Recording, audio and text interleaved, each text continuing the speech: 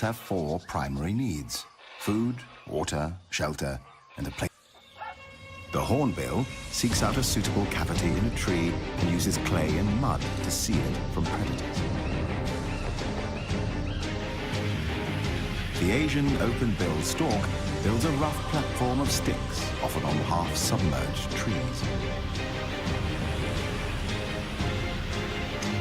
The great yellow nape uses its beak to create larger holes for its nests. Baya weavers are known for their elaborately woven pendulous nests. These are created with a central nesting chamber. The highly complicated construction is made with long strips of paddy leaves, rough grasses, and strips torn from palm fronds. The olive-backed sunbird builds a hanging flask-shaped nest with an overhanging porch at the entrance. The outside is often untidy and decorated with dead leaves and seed cases.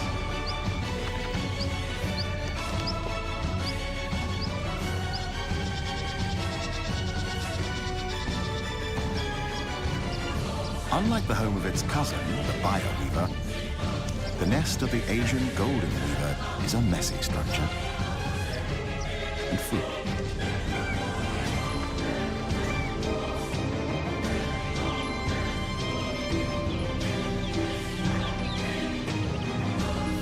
The blue-bearded bee-eater, nesting in deep tunnels of mud, feeding their chicks, bees, and insects.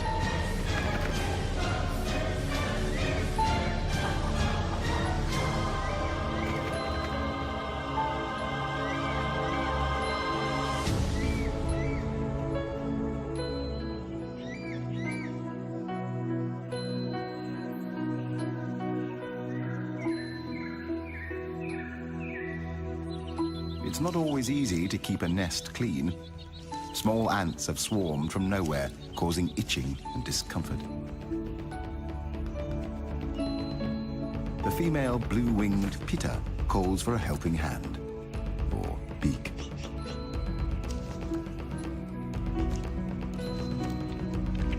The male helps clean up by removing a sticky substance from the offspring's bottoms.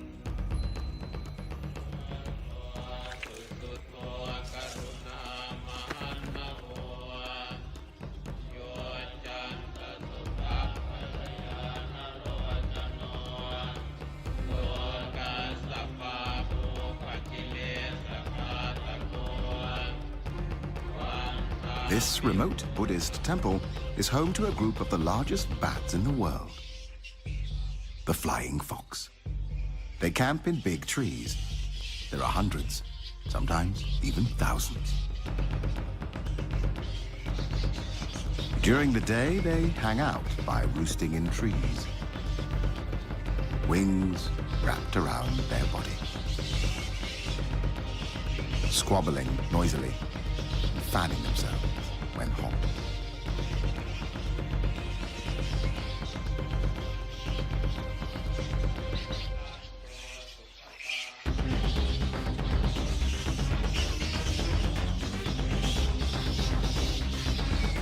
Favored roost sites are used for many years, and the trees become stripped of bark and foliage by the bats' sharp claws that help them cling to branches.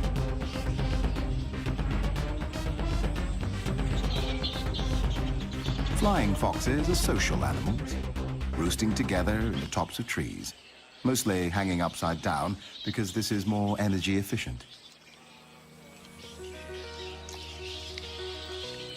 During the day, they spend hours on personal hygiene, licking and scratching themselves endlessly.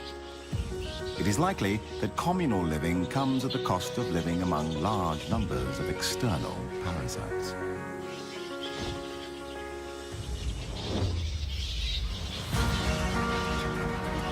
The temple camp is a base in which flying foxes make their day and nighttime foraging trips.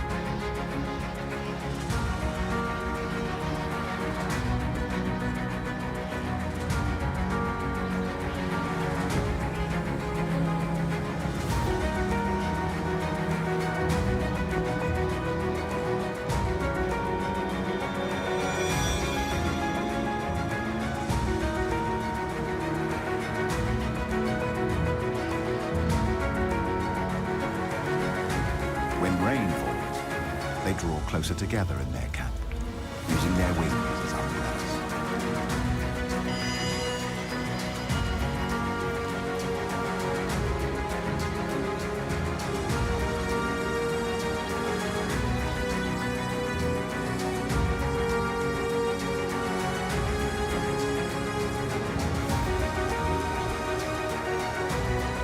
A flying fox, penetrating the sky, like a vampire from a Gothic novel.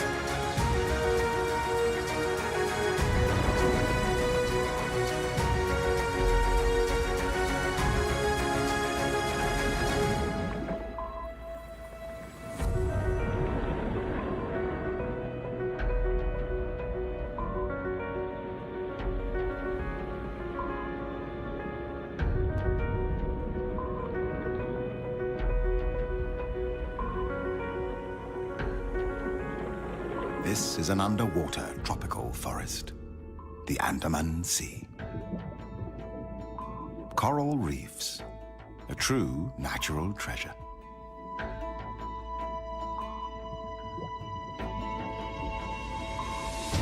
One quarter of the world's coral reefs lie in Southeast Asian waters.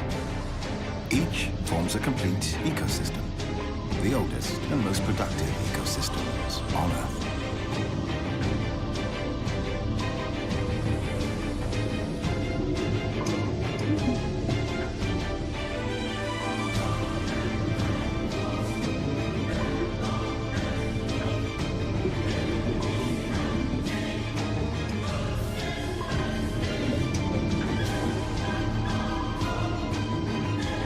The Andaman Sea is home to the most diverse collection of marine life in the world.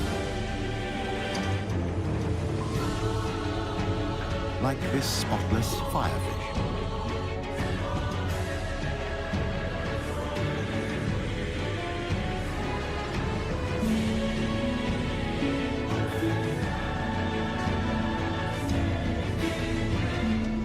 The black-spotted toadfish.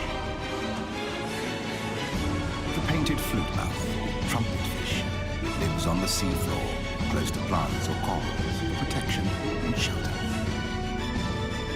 A jellyfish, one of the most venomous ocean creatures, with stings that might kill a human within minutes. But to the smallest fish in the sea, it forms a vibrating, protecting shield against outside predators.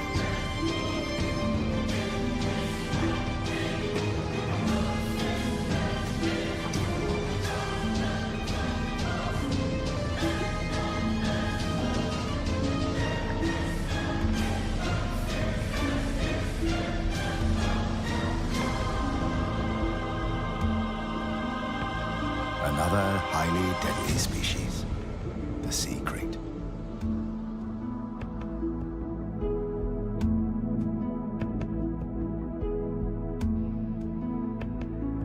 The hawksbill turtle.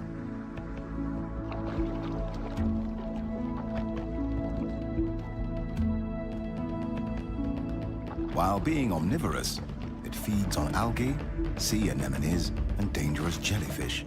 But different species of sea sponges are the principal food.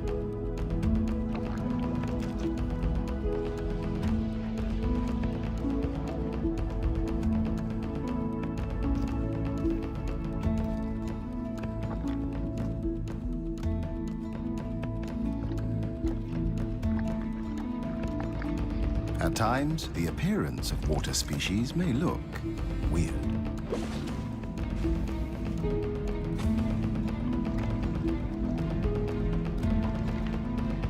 Sometimes, just small.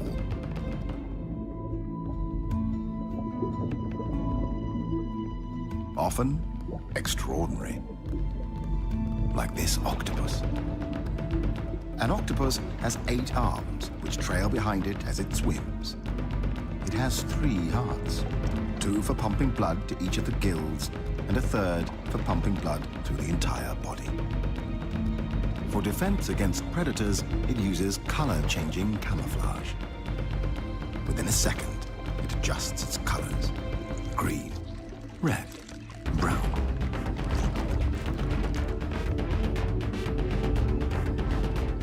mixture of colors until the background is matched.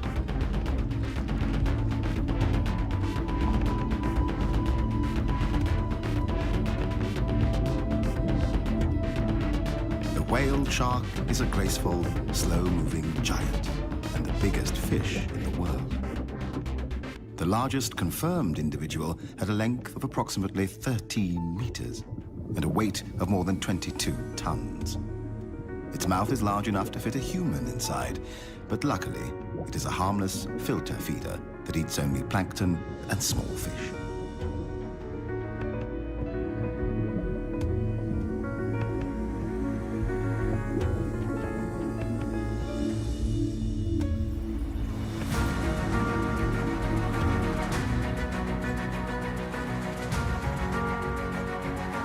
Above the sea, and not necessarily far away from tourist areas, a variety of seabirds can be seen.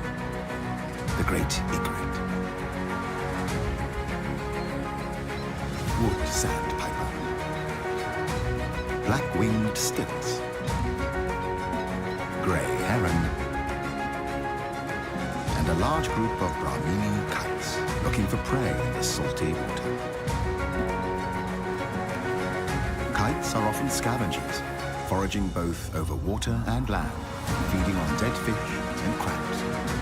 Occasionally, they hunt live prey, such as hares and bats.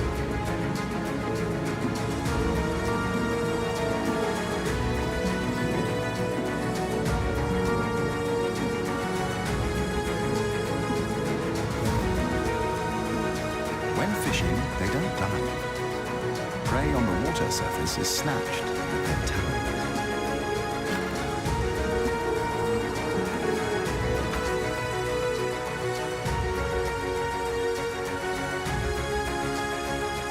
At the intersection of land and sea, mangrove forests support a wealth of life and may be more important to the health of the planet than we previously realized.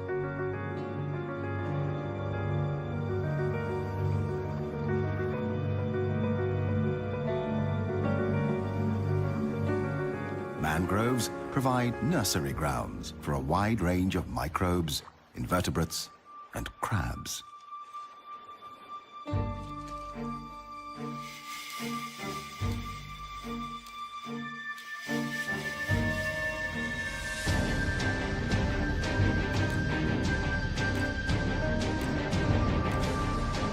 An alien world of remarkable creatures fighting to survive.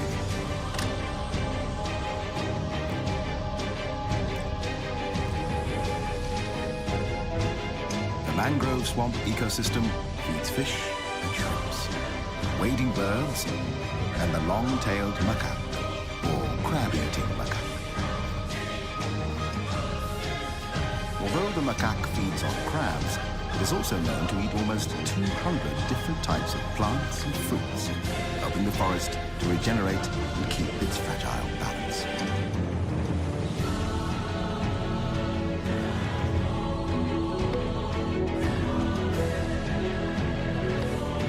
The macaque knows exactly where to look for prey.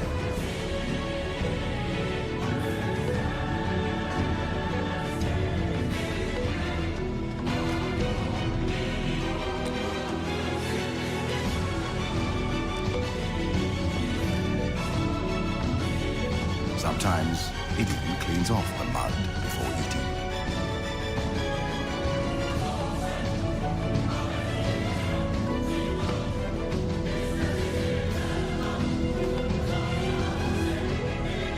A youngster seems to have invented its own fitness machine.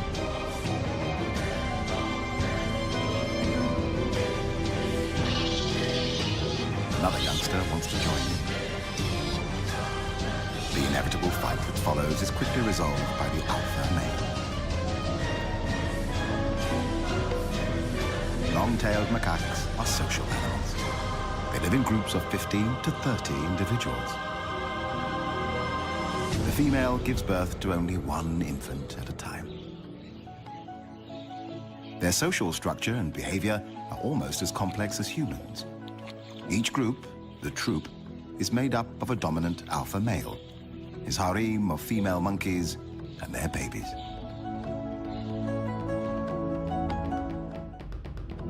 Being strongly territorial, the gibbon family defend its boundaries, warding off fellow gibbons with vigorous visual and vocal displays.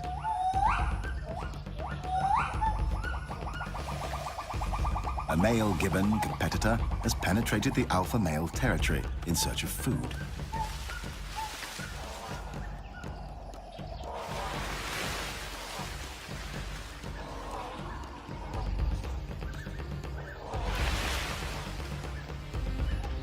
The alpha male, not only protecting his territory, but also his mate and newborn baby, frightens the intruder, chasing it away from his family's feeding grounds.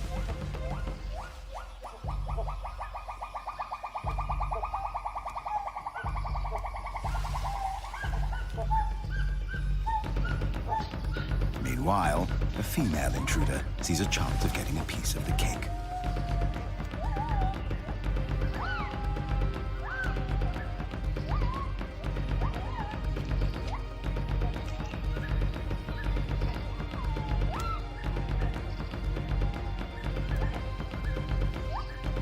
Returning from his chase, the alpha male immediately goes after the new intruder.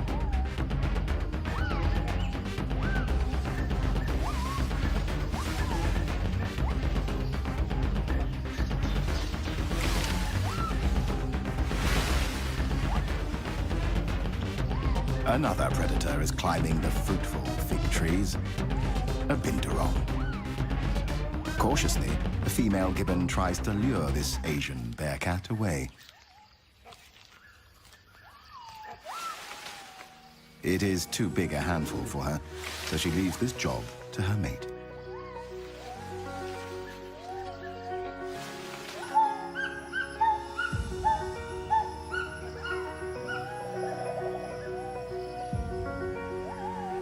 The male gibbon and the bearcat challenge each other's patience.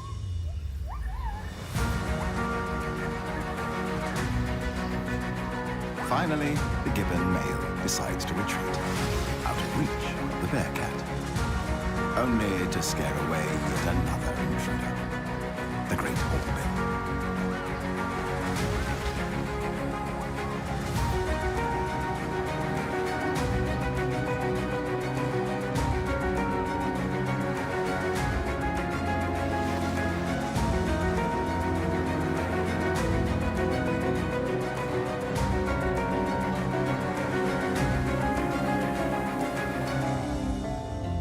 Finally, after a busy day, time for some family reunion in the forest cabin. But for some, freedom is a luxury.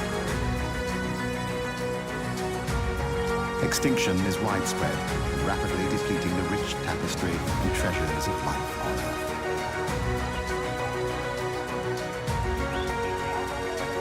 $140,000 species per year are at risk.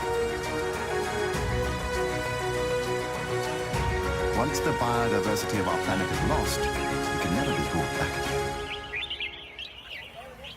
As on other continents, Asian wildlife is depleted by illegal hunting and trading.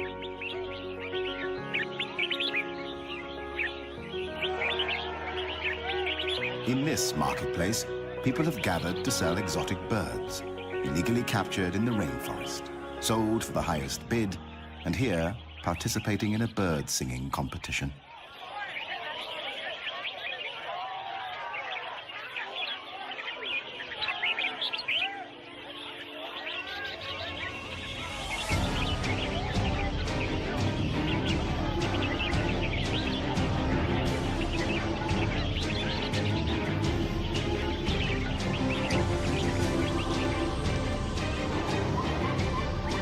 This is freedom.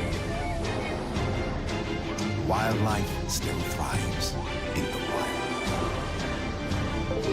Colorful birds, playful monkeys, mating deer, the strange underwater octopus, butterflies, gibbons, jacana chicks, and the largest animal on Earth, the elephant. species, and many more, have taken billions of years to form. Hopefully, we will let them stay a little longer in this fragile and remote world. Blue, white, and green gem in the solar system. Our planet, our one and only home. The Earth.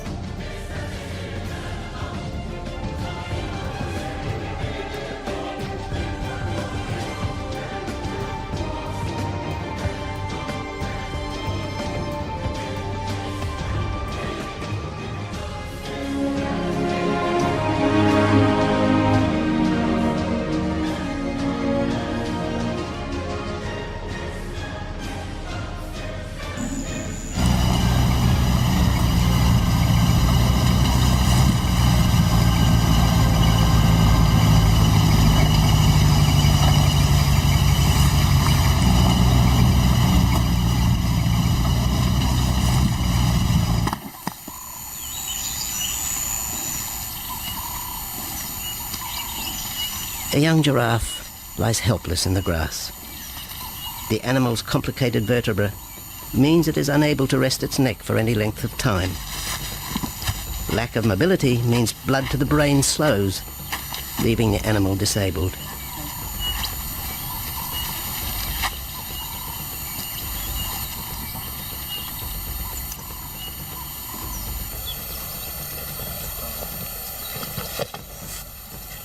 Efforts to lift the head fail, and rather than leave the giraffe vulnerable to predators, the young bull is shot by rangers.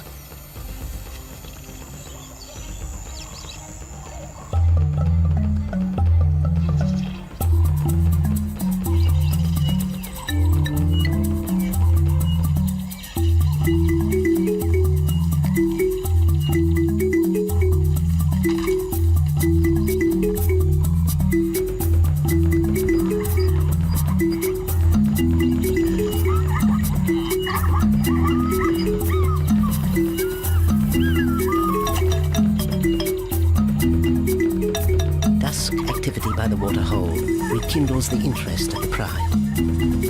Nabambo is typical of most big cats. They conserve energy 20 hours a day, waking only to groom and hunt.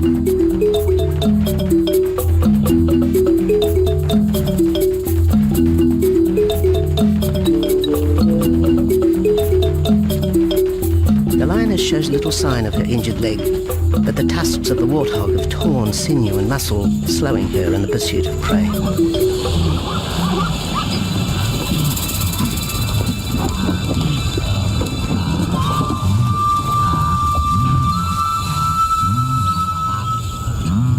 Once again, Nabambo in her pride will go hungry. But the big lioness senses another kill nearby. A young giraffe slain by humans will provide meat for her cubs. Leaving the pride, Nabambo follows the scent.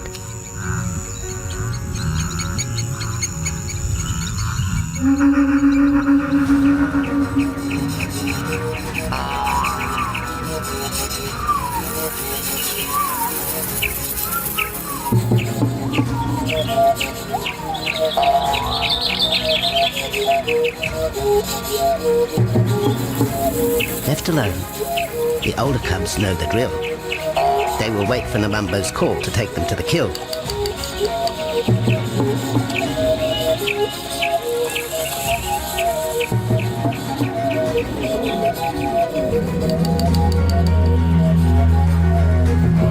The day moves into shadow. The cubs are restless and a little afraid. Adult lions have few enemies, but cubs, even those 10 months old, are at the mercy of leopard and other predators.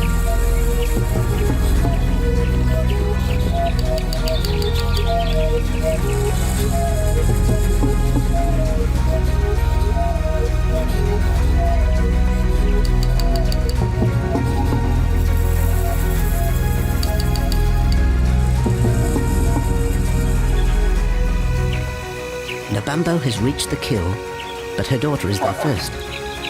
Even though females hunt together, rivalry for the prey is fierce.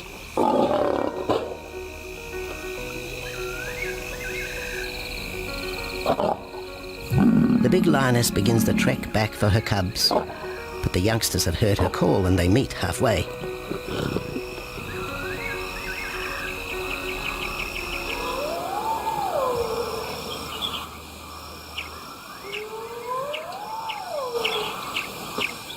Nabambo settles herself in the long grass. The cubs are unfamiliar with her behavior.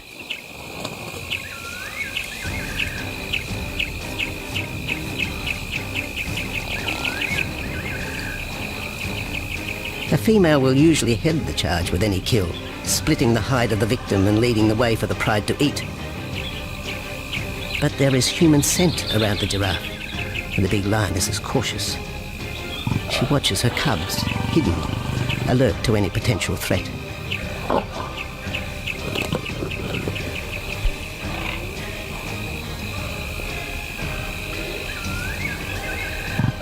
The cubs are curious, confused by this new smell.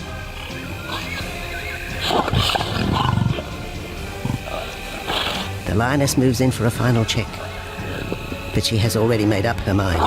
The carcass is tainted. There are foreign traces, a dangerous ambience. Instinct tells her this is not food fit for her cubs. Disappointed, Nabambo moves away, the scent of another night stalk already in the wind.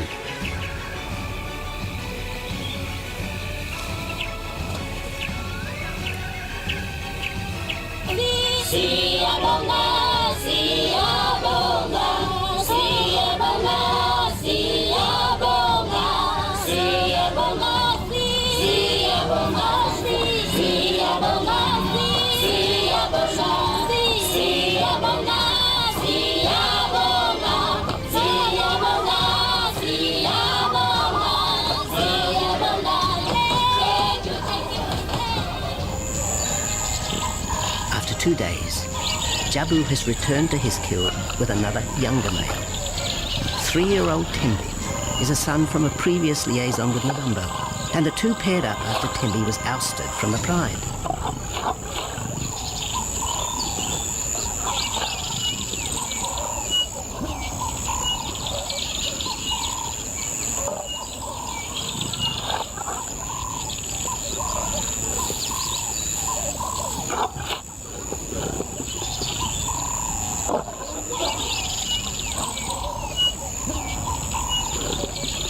Pride males are lazy and will gladly let the females track down prey. But the theory that males won't hunt is a fallacy. Any hungry male will hunt for himself when no free lunch is provided by the lioness, hyenas or other predators.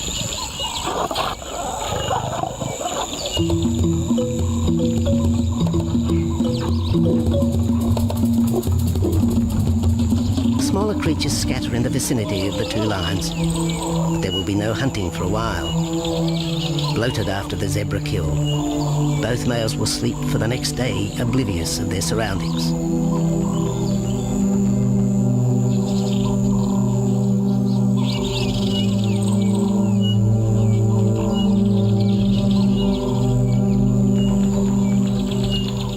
Lions hunting in pairs or groups have a success rate of around 30% in daylight, but studies show single hunters are more successful at night. Lions are sociable cats, the only group to take part in communal hunts.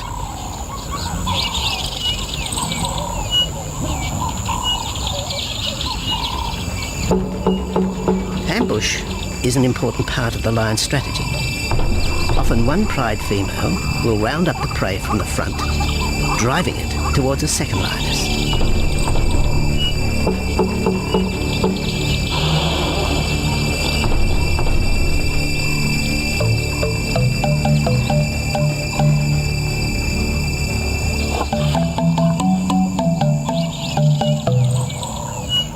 As in most cases, the pride male will only get involved if he has to.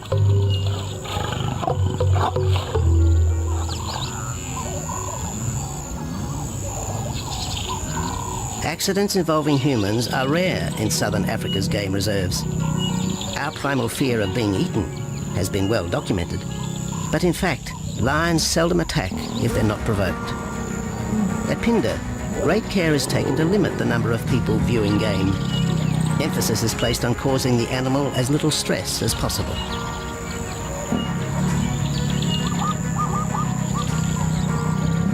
Land isn't a part of their natural food source. They don't normally go out and hunt people. I think your lions are opportunists though, and I certainly think that if your lion is very hungry and is stressed, I don't think they'll necessarily go out to hunt you down, but if you interfere with them, they'll certainly kill you. And there's a good chance they might eat you at the same time.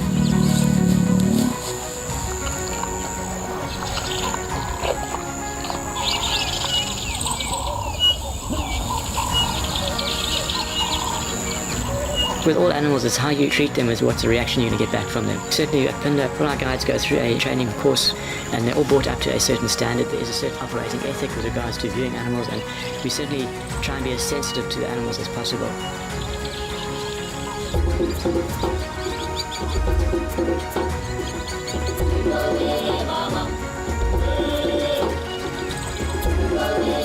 Cradled within the arms of the Yabomba Mountains and the Indian Ocean, Pindar covers one of the most diverse regions of Africa.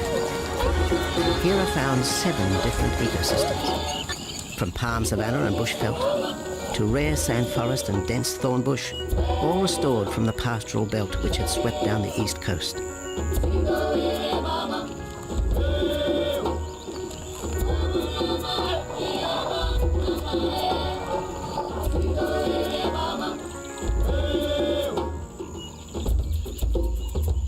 Where cotton, pineapple and cattle farms once stood, lion now roam their habitat again, alongside some traditional neighbours.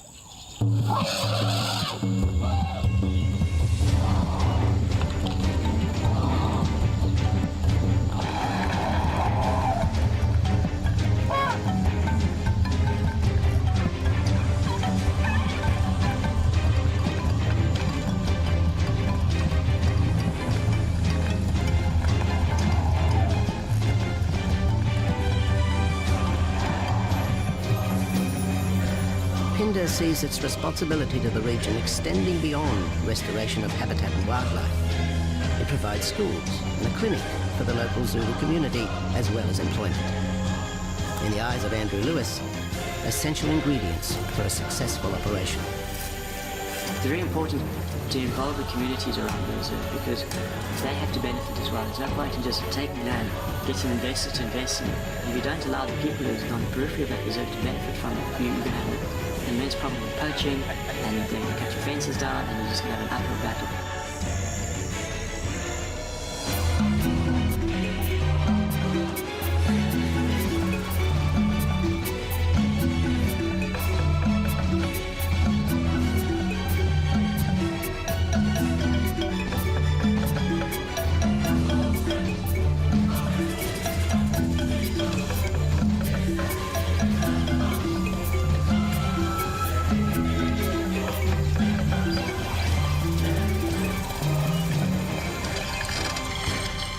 In 1992, the Pindar lions were among the first of the big 5 animals to be relocated to the reserve.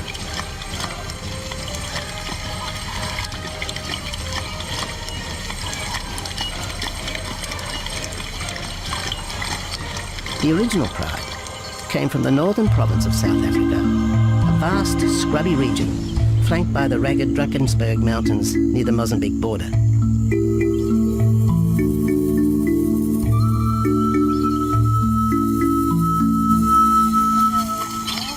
Peter Rogers helped round up Pindar's first pride, handling the lion's capture and subsequent move south. Today, he's head vet at the Hoedspruit Research and Breeding Centre for Endangered Species, overseeing its cheetah breeding program.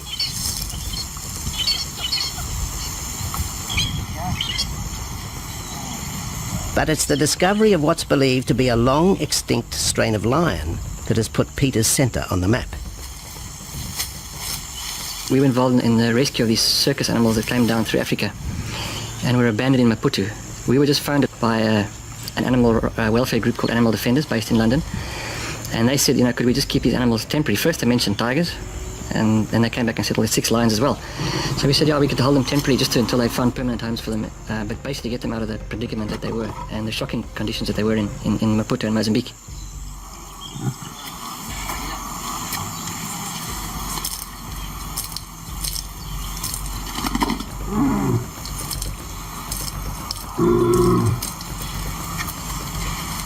When the lions arrived at the breeding centre, their size, pale colouring, and the male's thick black belly mane put them into the category of the Cape or Barbary lion, not seen in the wild since the early 1920s.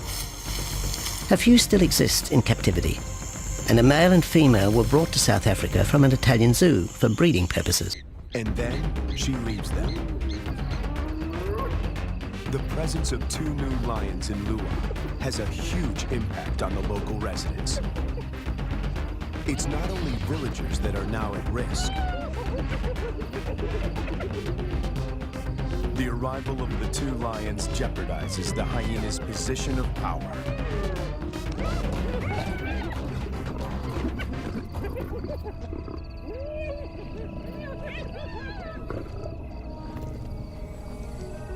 Together, they make a fearsome team. Only the younger of the 2 wears a collar, as they are almost never apart.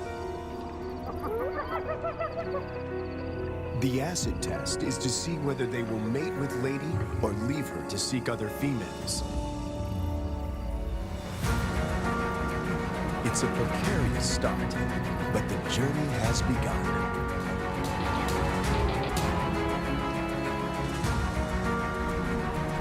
Almost 3 years go by without incident. It's November, the beginning of the rainy season. Thousands of wildebeest pour into Lady's territory. The males are hardly recognizable. They are now almost 6 years old, and their bodies are beefed up, their manes more pronounced. After all this time, they're still together and have bonded with Lady, who seems to be doing all the hunting.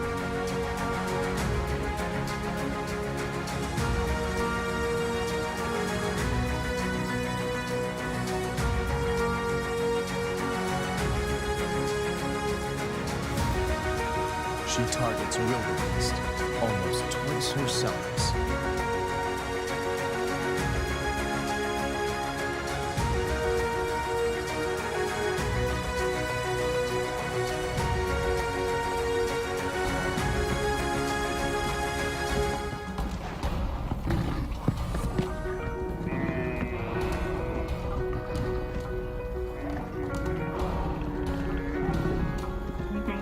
With a powerful bite to the neck, she suffocates her quarry.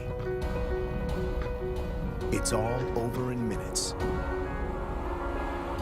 The meat from a small calf could keep her going for a few days, but she's not hunting only for herself.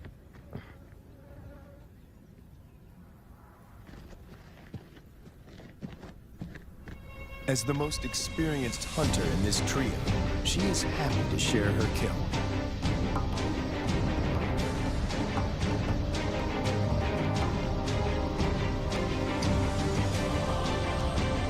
The fact that she allows the males to join her, and that they don't chase her off the carcass is significant. Eating together is the first building block of a pride.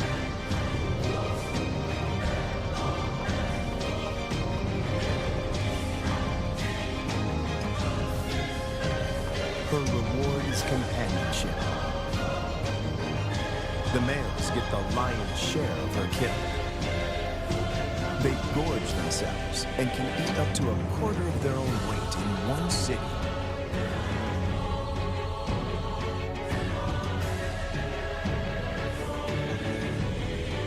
For the first time, Herbert sees the 2 males compete.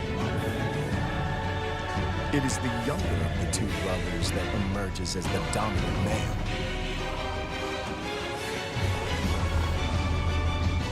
He's the one that follows her when she's in estrus.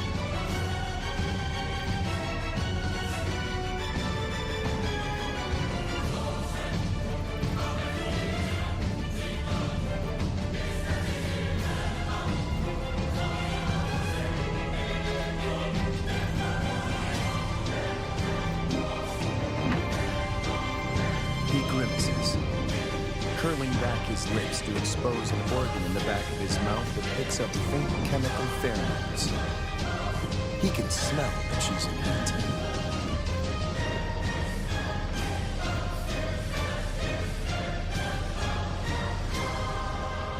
It's the dance Herbert has been waiting to film for years. The brother watches from the sidelines. Lady stays receptive for several days and copulates frequently. Both males stick to her like glue. They won't fight over her. As members of the same coalition, they come to a gentleman's agreement. If the dominant brother tires, the other might get a chance to mate as well. Now she rolls, not to greet Herbert, but in submission.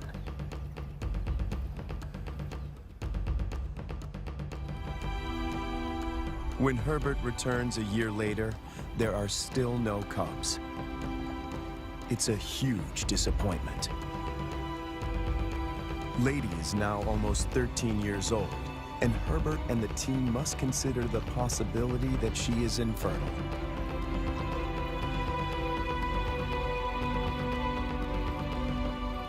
If that's the case, the males might leave her and start roaming, looking for other females to propagate their blood. After 5 long days of courtship, the female hornbill finally permits the male to mate with her.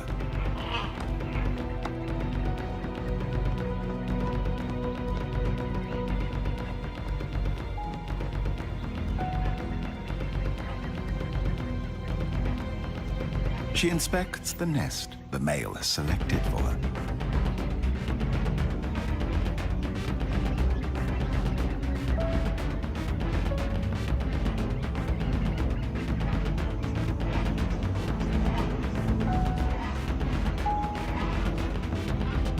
It seems to be acceptable, but she's already starting to redecorate.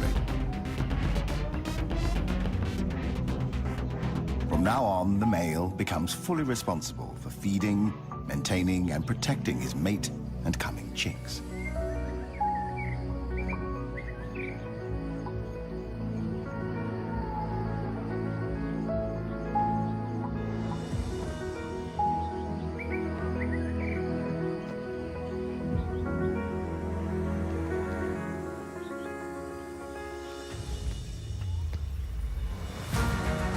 He feeds her by regurgitating food items one at a time.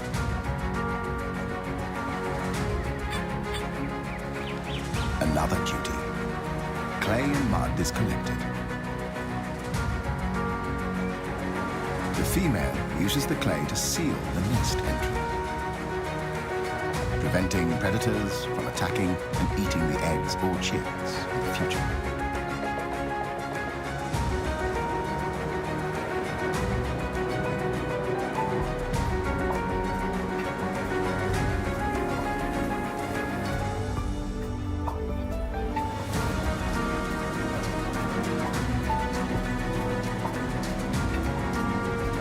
Gender roles of the pheasant-tailed jacanas are reversed, with females defending 3 or more males.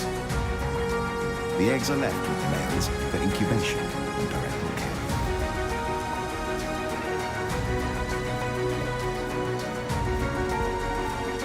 The female defends the nesting territory.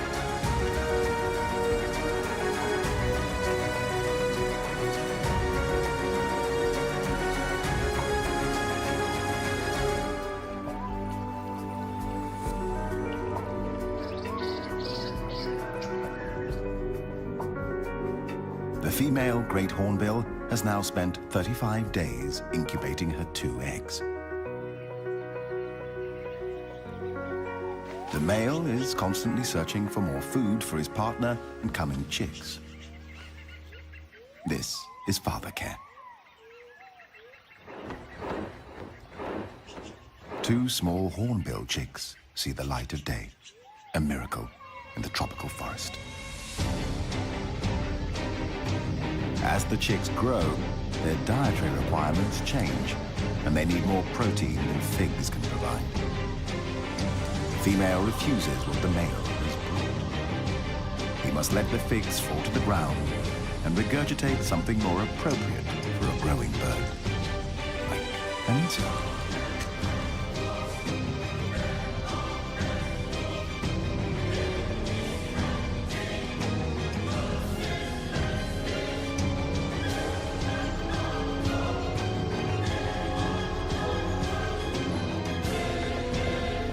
It takes 3 months for the chicks to mature.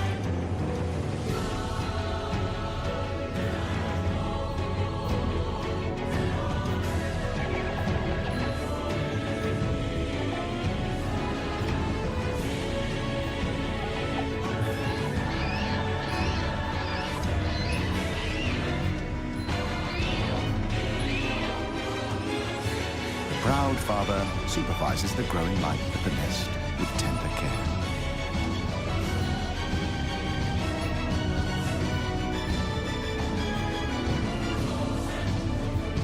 Another miracle has bum upon a pet. 2 chicks have already left their eggs. The third is still fighting to escape the shell.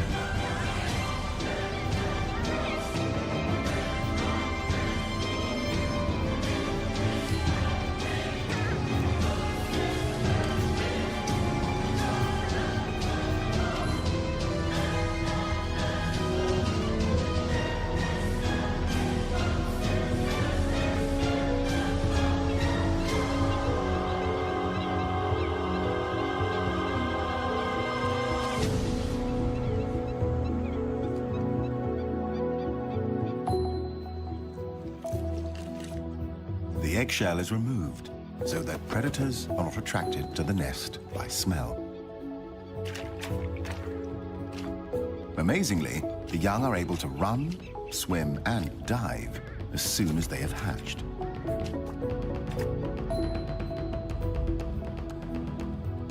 But sometimes, the confrontation with the real world is too much for a newborn pheasant-tailed Jacana chick.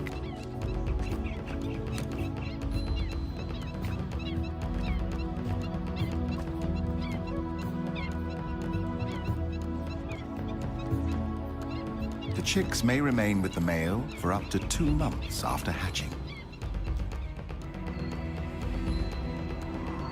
The northern part of Thailand is characterized by mountains and steep cliffs. Doi Chang Dao, one of the highest peaks in the country, with dramatic cliff-ridden mountains as high as 2,000 meters. In this hostile environment of rugged, rocky terrain, the long-tailed goral is one of the few species that can survive the harsh landscape and cold temperatures.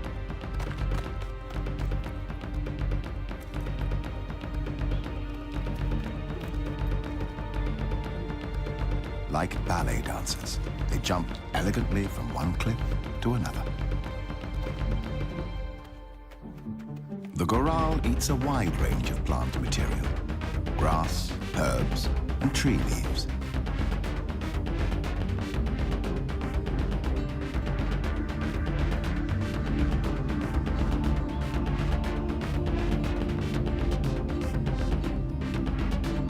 They typically live in small groups of 4 to 12 individuals. Mating time is November and December, and the mother will give birth to only 1 foal at a time. The goral has very few natural enemies because their habitat is so inhospitable to most other animals. Testing each other out is usually more a game than a threat.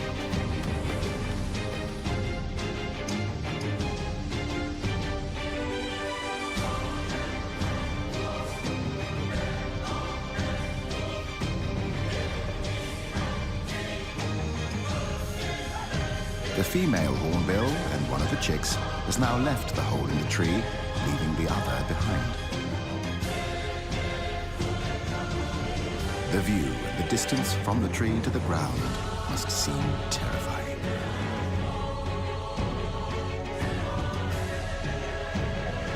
The chick hesitates. Perhaps it is dazzled by the green world outside.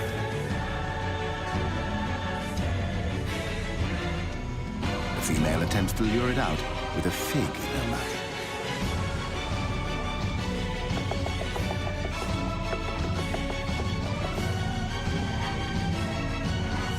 The sealing of the nest entrance makes it difficult for the chick to press itself out.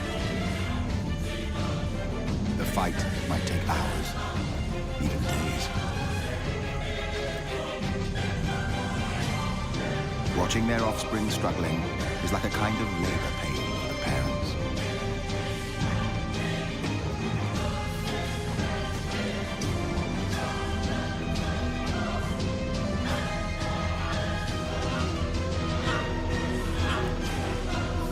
And then the chick falls, like an airplane in distress. The first encounter with the real and unknown, but instinctively familiar world.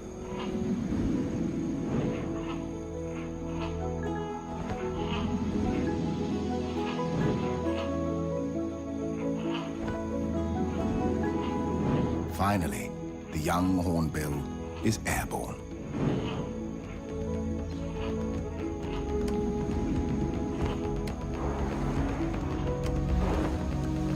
Although the landing seems a little bit out of control. The male continues to stay as close to his offspring as he can.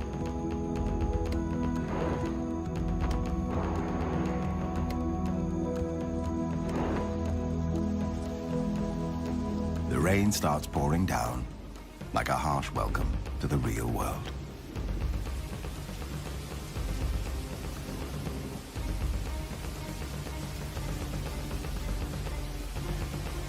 The inhabitants of the tropical forest always welcome the rain.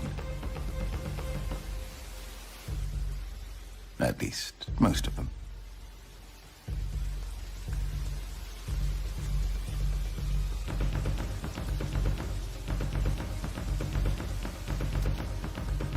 Hornbill chicks stay under the parents' care for up to 6 months, or until the beginning of the following breeding season.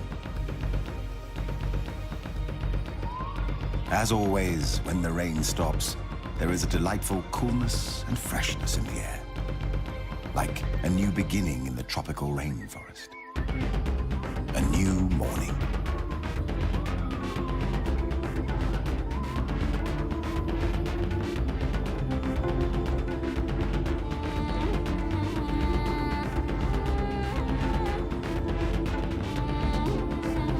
New life is created. Individuals are born. Another generation takes over.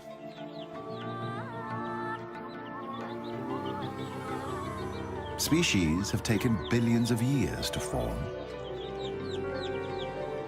Hopefully, we will let them stay a little longer.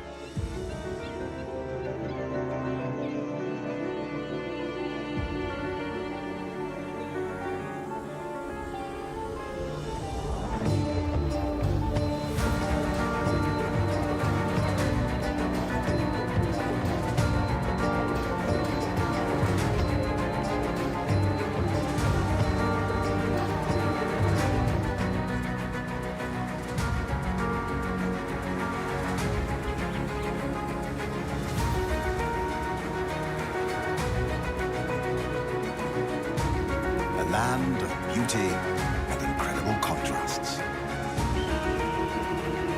A forgotten and rarely seen wilderness. Rainy season and drought collide in an everlasting cycle.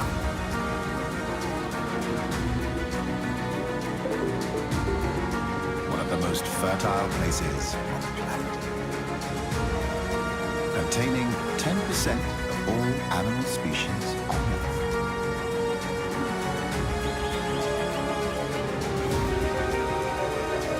Living in nature is always a struggle for existence. But these days, wildlife has to fight to survive in the face of habitat destruction and the spread of human influence. Thailand is known for its dazzling megacity, Bangkok. Its exquisite cuisine. Saffron-dressed monks. Exotic beaches and a world-famous nightlife.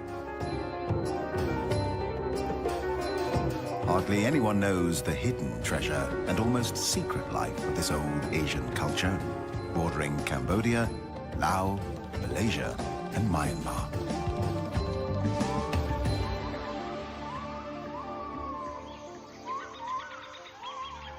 Thailand's warm climate and plentiful rainfall foster the growth of thick rainforests with abundant life.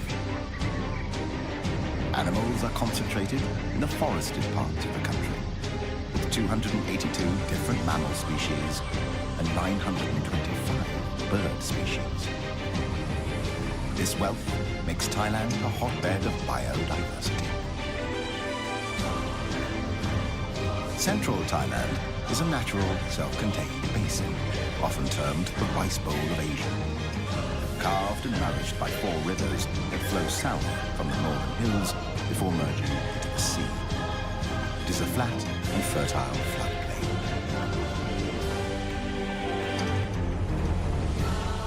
The 2 young females now find themselves in a new and unfamiliar environment swarming with hyenas. Since their release, the young females stick together.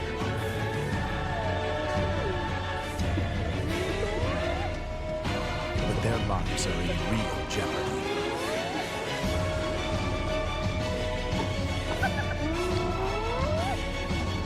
Hyenas can kill lonesome female lions, and tonight they face a growing army.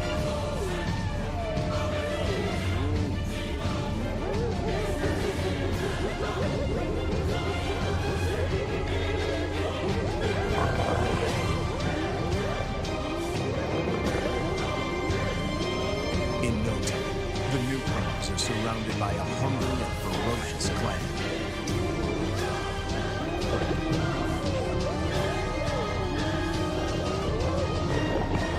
They stand their ground, but the noise attracts a far more dangerous adversary, the males.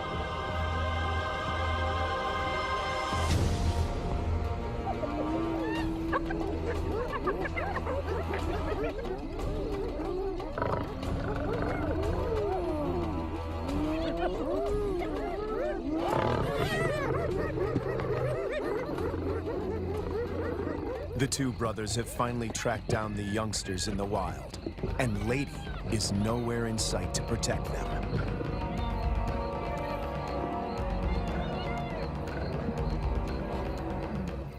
The hyenas know what's good for them. En masse, they retreat.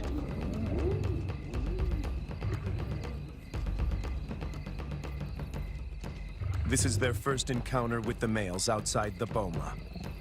Anything can happen. The brown-collared female is first to bolt. The white collar is cornered before she can escape.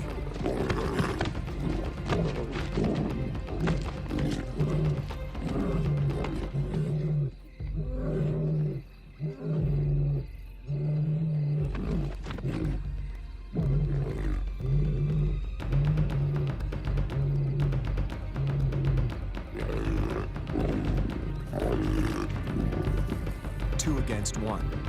The odds are not in her favor. But her assertiveness could be her saving grace.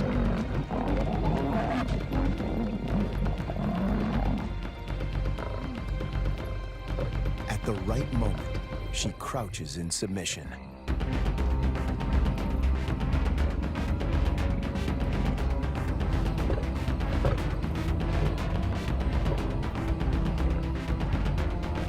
The encounter with the males is a frightening experience for both young females. They split up. Separated, they are now more vulnerable. Danger looms for both of them.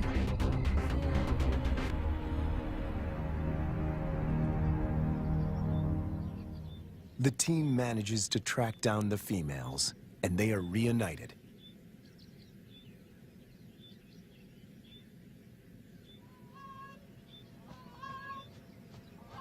It takes months before they settle down. But little does Herbert know that he is filming them for the last time.